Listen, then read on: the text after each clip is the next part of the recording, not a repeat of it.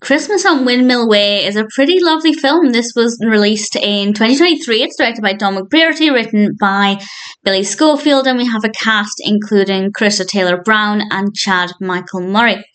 And this is about a woman who finds out that her grandmother is having some difficulties with this mill that they own, and it seems like the future of the mill is uncertain and it's unclear what's going to happen to it.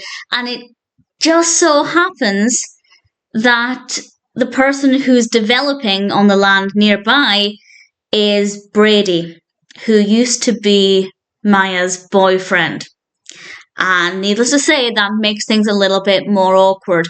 And she reconnects with him in the film. They don't get off to the best of starts, of course, especially when she finds out his involvement, but her main priority is sorting out her grandmother's legacy and trying to save it before it's too late. Will she be able to do that, and will they be able to keep running the business?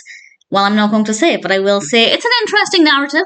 It's not completely predictable, which I quite liked, and all of the characters are really likeable, including Brady. Obviously, Brady is painted as a bit of an antagonist because he's coming along and he works for this company that's causing these problems. But at the end of the day, it's not his fault. He's just following orders, doing what his job needs to do. And he's actually a really likeable character. And I rather enjoyed the performances. I really liked the on-screen chemistry between our protagonists. The festive aspect is really beautiful.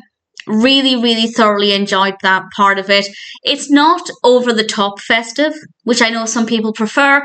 I'd say it's borderline. It's not completely in your face, but there is a lot of Christmas in this. So I think in general it will appeal to most people. It's quite a sweet film. It's a lovely story, very well written, really great pacing, really likeable characters, and an interesting narrative as well. So I rather enjoyed it.